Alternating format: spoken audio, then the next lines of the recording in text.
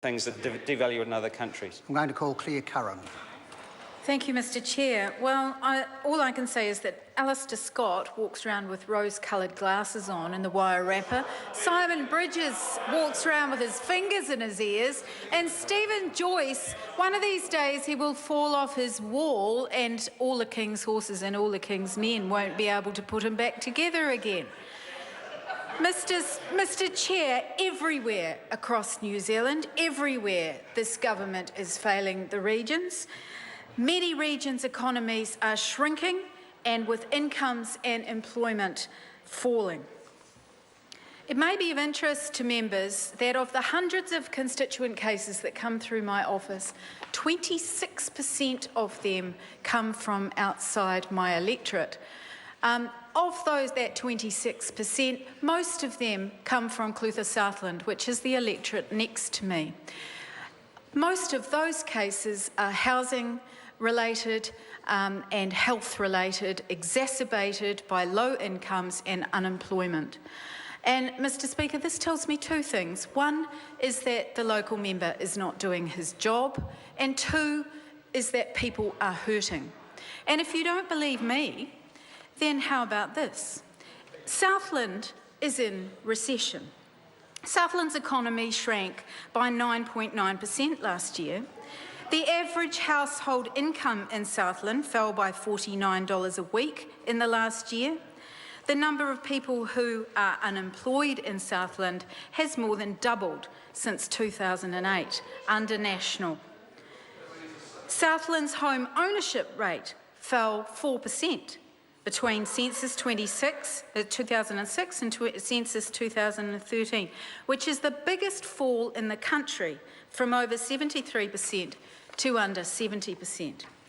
The Otago economy has stalled with 0% growth in the March 2016 quarter, and of course Otago includes Queenstown and Central Otago, which are growth areas, but its economy as a whole has stalled. The average household income in Otago fell by $98 a week in the last year. And in the meantime, in both Otago and Southland, $94 million has been cut from the Southern DHB since 2010. And last year, nearly 3,000 people in both our regions, Otago and Southland, were denied operations after being referred by their MP. So, Mr Chair, I went and did a survey of parts of Clutha Southland, given that so many people were coming to into my office with cases: Milton, Gore, Balclutha, Lawrence and Kaitangata. And guess what the majority of those people said?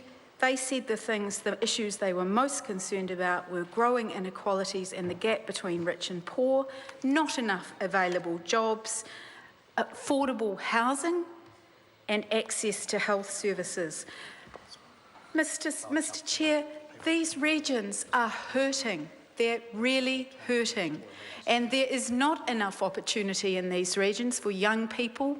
There are not enough opportunities for people for employment to give them hope in their lives.